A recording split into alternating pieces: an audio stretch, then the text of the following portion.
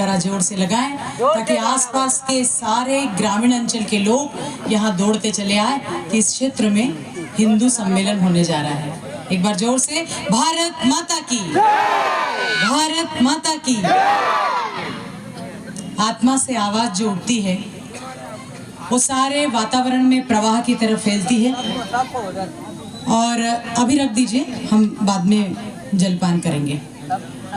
जगत जननी भारत माता, विश्व वंदनी भारत माता, शस्य श्यामला भारत माता। मंचस्थ परमादरणीय कुशवाजी भाई साहब, आदरणीय मुख्य वक्ता के रूप से संघ के द्वारा हमारे यहाँ उपस्थित सुरेंद्र जी भाई साहब, विश्व हिंदू परिषद के धार विभाग के माननीय संगठन मंत्री, और वे सब जो समाज के भिन्न भिन्न ग्रामों से समाज का प्रतिनिधित्व करने के लिए यहाँ पधारे हुए हैं, उन सब गणमान्य अतिथियों को मेरा प्रणाम वंदन।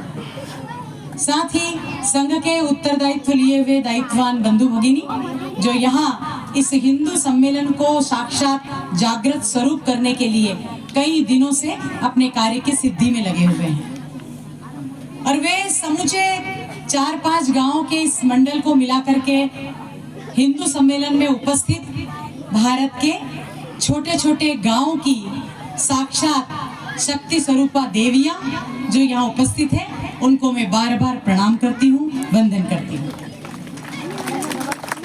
चूंकि बंधुओं की संख्या कम है और हम बहनों की संख्या ज्यादा है, कहते हैं संसार का कोई भी कार्य, अभी आप बाद में जब मैं बोल लूँ ना, मैं बोल लूंगी उसके बाद में क्वेश्चन, ठीक है। भारत की शक्ति स्वरूपा देवियां अगर चाहेंगी तो भारत के प्रत्येक क्षेत्र में कहीं राम जैसा ललना जन्म ले लेगा, कहीं कृष्ण जैसा बाल गोपाल जन्म ले लेगा, कहीं जगत जननी भगवती शारदा जैसी बेटियां पराक्रम के साथ उपस्थित हो जाएंगी, कहीं भगत सिंह, सुखदेव और राजगुरु राष्ट्र के लिए समर्पित होने के लिए तैयार हो जाएंगे। लेकिन कैसे? तो उनके लिए पहले माताओं को तैयार होना पड़ेगा। कैसे माताएं तैयार होगी? तो ये जो हिंदू सम्मेलन है देवियों, ये हिंदू सम्मेलन केवल और केवल भीड़ इकट्ठी करने का साधन मात्र नहीं है। ये हिंदू सम्मेलन केवल और केवल भोजन, भजन और प्रस्तुतियों का भी साधन नहीं है। ये हिंदू सम्मेलन जिस प्रांगण में हो रहा है और भिन्न भिन्न जाति, समाज, ऊंच नीच, बड़ा छोटा, सारे समाज के लोग जिस स्थान पर एकत्रित हो जाते हैं, कहते हैं जहां संगत और पंगत एक साथ हो जाती है वो धरती पवित्र हो जाती है। तो ये जो धरती, आप इस धरती पर बैठे हैं और इसी धरती पर आप अन्न ग्रहण करेंगे, इस हिंदू सम्मेलन की प्रसादी के रूप में उस अन्न का कुछ भाग यहाँ गिरेगा, तो उस अन्न और जूठन के गिरने से ये सारा वातावरण पवित्र हो जाएगा, यानी ये धरती पुण्यशाली और तीर्थ के समान हो जाएगी। यहाँ की मिट्टी आप अपने प्रार्थना और परमात्मा के ग्रह में रख सकते हैं, इतनी पुण्यशाली मिट्टी ये हो जाएगी। क्यों?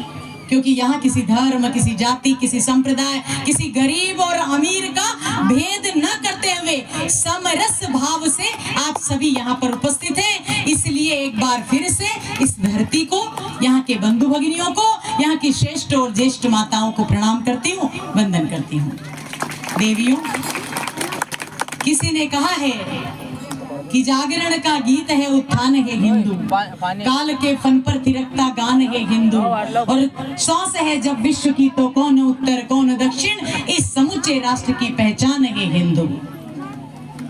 भारत का हिंदू समाज जब जब जागृत होता है तब तब राष्ट्र अपने भवितव्य की ओर अग्रसर होते हुए परम वैभव को प्राप्त होता है।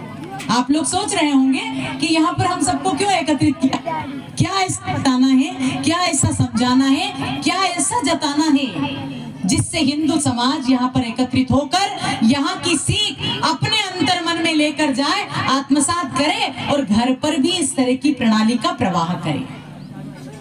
तो बहनों, आप सभी एक पारंपरिक परिवार से आई हुई, वनवासी परिवार हो, आदिवासी परिवार हो, कोई भी परिवार हो, किंतु वो समाज के जल, जंगल, जमीन और प्रकृति को संभालने वाला परिवार है। इस क्षेत्र के जितने जंगलों को संभाला है, जितनी नदियों को संभाला है, जितने पहाड़ों को संभाला है, प्रकृति के एक एक तृण तृण को संभालने वाला अगर कोई है तो वो हमारा आदिवासी समाज है।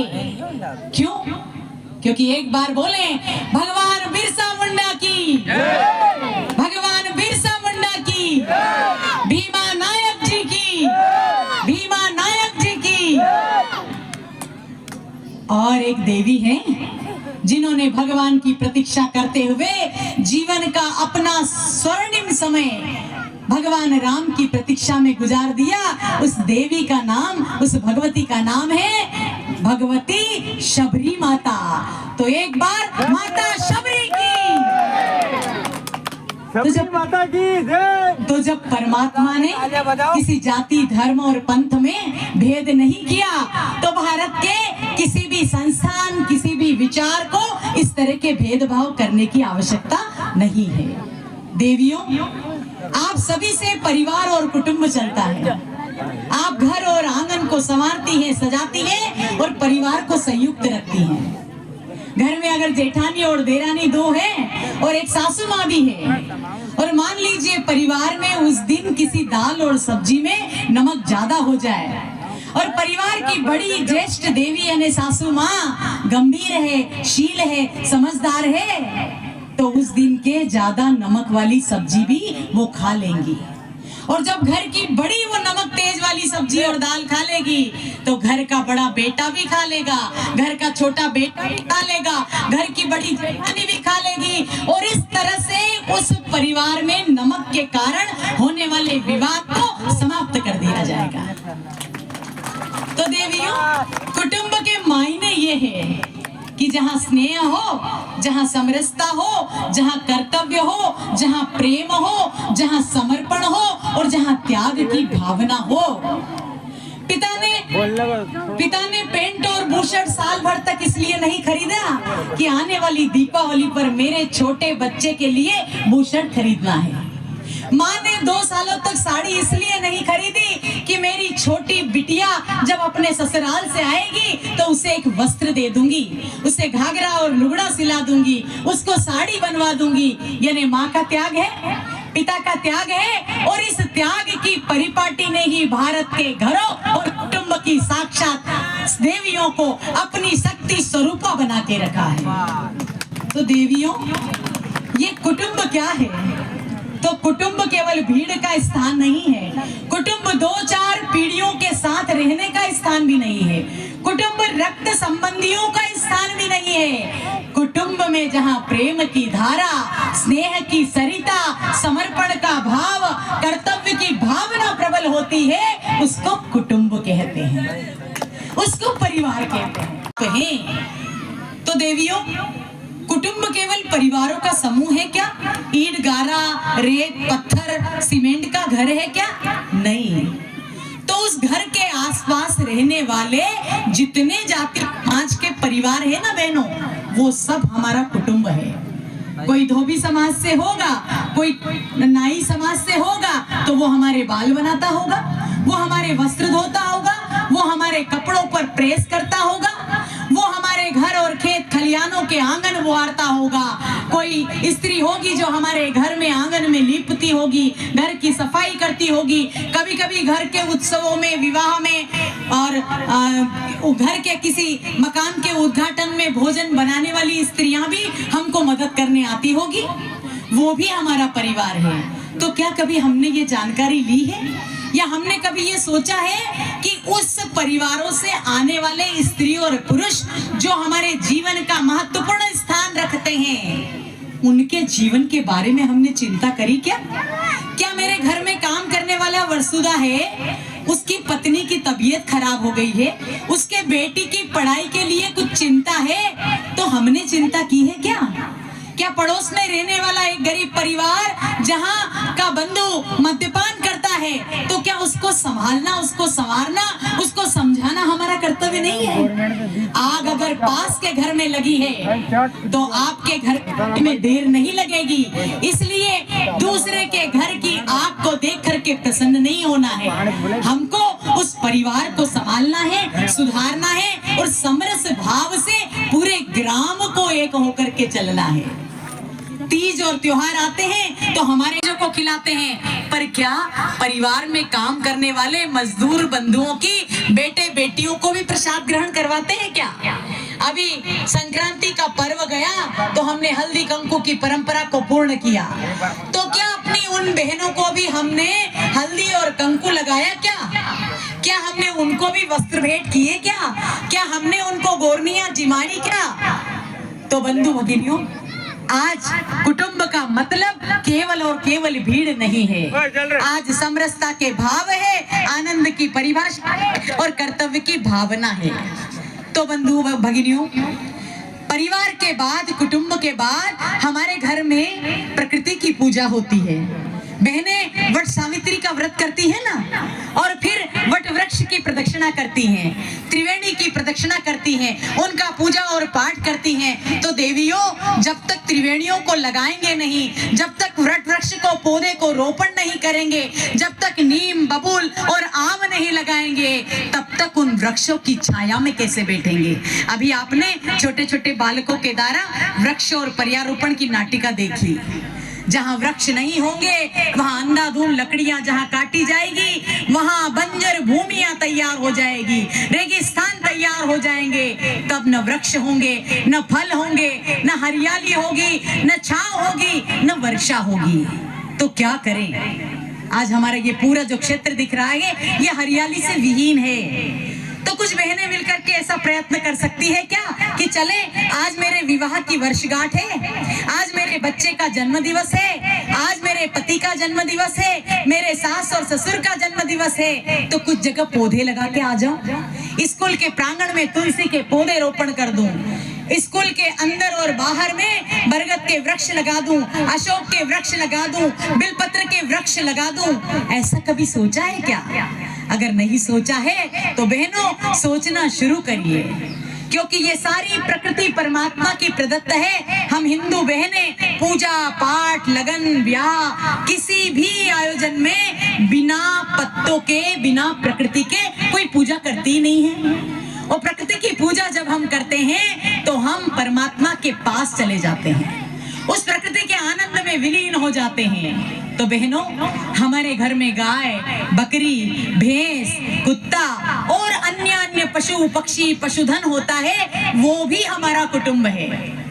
गाय को रोटी देते हैं, कुत्ते के लिए रोटी बनाते हैं, और फिर हमारे परिवार में ही अगर मान लो बाहर से कोई अभ्यागत अतिथि आ जाए तो उसके भी भोजन का प्रावधान कौन करती है? तो वो भारत की देवियां करती हैं। वो किसी को भूखा नहीं जाने देती, वो किसी को प्यासा नहीं रखती। और उसी समय जब घर में भोजन चल रहा होता है और आंगन में कोई सन्यासी पहुंच जाए, भिक्षाम देही, तो भारत की देवियां अपने नन्हे से बालक के हाथ में या तो आटा का एक डिब्बा दे देंगी या कोई 10 का सिक्का दे देंगी और बच्चे को कहेंगी कि जाके सन्यासी की झोली में डाल दो।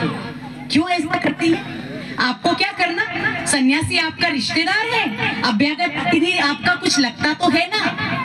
लेकिन सन्यासी को समझने, उसको संभालने और समाज जीवन से उसका संरक्षण करने का, उसका शिक्षण दीक्षण बालक के माध्यम से करने का काम भी भारत की देवियां कर सकती हैं। इसलिए भारत की देवियों के माध्यम से संस्कार समाहित होंगे, बच्चा सुसंस्कृत होगा।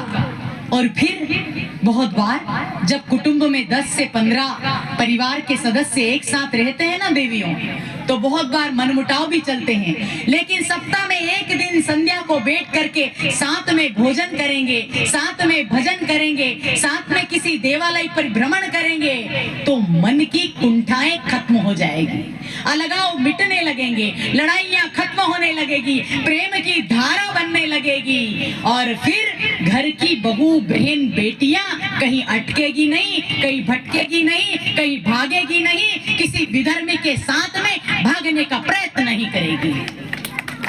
तब कुटुंब की आवश्यकता होती है, तब परिवार और संयुक्त परिवार की आवश्यकता होती है देवियों।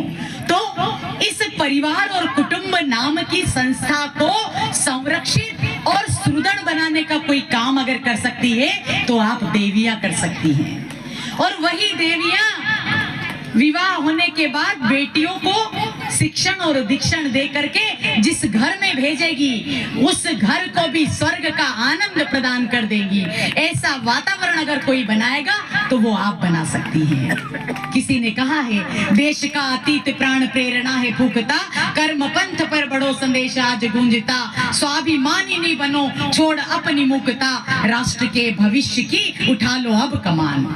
कौन कमान उठाएगा राष्ट्र के भविष्य की? कौन सुंदर संस्कारों से परिपूर्ण इन बच्चों को करेगा? तो वो करेंगी भारत के गृहस्थ में रहने वाला गृहस्थी। महर्षि वेदव्यास ने कहा है कि धन्यो गृहस्थो आश्रम। संसार के सारे आश्रमों का कोई केंद्र है तो वो गृहस्थ है, क्योंकि वही सन्यासी बनता है, वही सैनिक बनता है, वही डॉक्टर बनता है, वही वकील बनता है, वही नेता और प्रणेता बनता है। मान लो आपके ग्राम से कोई सन्यासी हुआ और उसका प्रवास इस गांव में हुआ, सारा गांव दौड़ करके जाएगा कि मेरे गांव का बच्चा बहुत बड़ा महामंडलेश्वर हो गया है और अब इस ग्राम की तरफ से गुजरने वाला है, तो पूरा ग्राम उसके वंदन और अभिनंदन के लिए बाट जोहेगा। पिता भी अपने संत बेटे के पैर पड़ेगा, भाई भी पैर पड़ेगा, भाई बंधु सभी पैर पड़ेंगे। लेकिन संत ने आते हुए अपनी माता को सामने देख लिया तो संत अपनी माता के नतमस्तक हो जाएगा। यानी बड़ा कौन हुआ? बड़ा माँ हो गई, जननी हो गई। इसलिए हमारे यहाँ शास्त्रों में कहा है कि माता भूमि पुत्रो अहम पृथ्व्या। माता हमारी भूमि है और उस भूमि के हम सब संतानें हैं। तो देवियों बंधुओं को तो क्या कहें, वो तो संग में श्रेष्ठता में ज्येष्ठता में जाकर के सीखते हैं, समझते हैं, सुनते हैं और आत्मसात करते रहते हैं और अपने व्यवसायों में लगे रहते हैं, परिवार का परिपालन करते हैं अर्थ की दृष्टि से। किंतु समाज के निर्माण और संस्कृति के उत्थान का काम अगर कोई कर सकता है तो वो आप कर सकती हैं। तो आपको क्या करना है? तो अगला है कि पर्यावरण और कुटुंब के साथ स्व के भाव का जागरण करना। ये जो हिंदू सम्मेलन हो रहे हैं ना देवियों, ये स्व के भाव का ही जागरण है। वरना एक समय था जब 500 सालों तक कटते बटते बलिदान होते हुए राम मंदिर का आंदोलन चलता था और तब सदियों सीने पर घाव सहे, मंदिर टूटे और रक्त बहे, सरयू का पानी खोल उठा, हर राम भक्त यह बोल उठा, मंदिर वही बनाएंगे, हर नगर को अयोध्या सा सजाएंगे। तो आज उन 500 सालों की प्रतीक्षा को पूर्ण करते हुए हिंदू समाज ने भगवान राम के मंदिर में भगवान की मूर्ति की प्रतिष्ठा कर दी। कैसे हो गई? आलस्य से, विश्राम से, डर से, भयभीत होकर के नहीं, पराक्रम से, जागृति से, समग्रता से, समरसता से राम के मंदिर का निर्माण हुआ है। और फिर किसी ने कहा है कि समरस जीवन से बदलेगी भेदभाव की कारा। समाज का प्रत्येक जाति समाज का व्यक्ति जब समरस होकर के एक भाव ऊंचा नीचा छोड़ करके, हमारे यहाँ कहते हैं जात पात पूछे नहीं कोई, हिंदू कहे सो हिंदू होई। तो जात पात पूछने की आवश्यकता नहीं है, केवल हिंदू का भाव रख के स्व का भाव जगाना है। तो ये स्व का भाव क्या है देवियों? स्व का भाव है कि मेरे नगर में पड़ने वाली किराने की दुकान से ही सामान खरीदू ना, मेरे गांव के हिंदू व्यापारी से ही साड़ियां लू ना, कि टुकड़े बटके लेस कपड़े सस्ते में विधर्मियों की दुकानों से खरीद के ले आए और अपने घर को विधर्मी बनाए। ऐसा करेंगे क्या? और हमारे ही स्व की भाव है तो आपकी निवाड़ी भाषा है, किसी की पाटीदारी भाषा है, किसी की भीली भाषा है, किसी की आदिवासी भाषा है। अपनी भाषा पे गर्व करें, अपने बच्चों को वो भाषा सिखाएं। अंग्रेजी की जहां जरूरत पड़ेगी वहां सीखेंगे। किसी ने कहा है जिसको न निज भाषा तथा निज राष्ट्र पर अभिमान है, वो नर नहीं पशु निरा है और मृतक समान है। हमारी भाषा पे गर्व करें। ये आपने आज जो भूषा पहनी है, सिर पे पल्लू है, माथे पे टीकी है, पांवों में पैंजनियां हैं, बिछड़ियां पहनी है उंगली में अपने पति के परमात्मा स्वरूप पूजने के लिए। तो फिर ये स्व का भाव है, ये स्व की संस्कृति है। और और भोजन कैसा करें? तो घर में मक्की की रोटी और दाल बने, घर में दाल और पानी बने, घर में मेथी की भाजी और पालक बने, घर में मिष्ठान तो बने किंतु पारंपरिक भोजन का आनंद छाया रहे।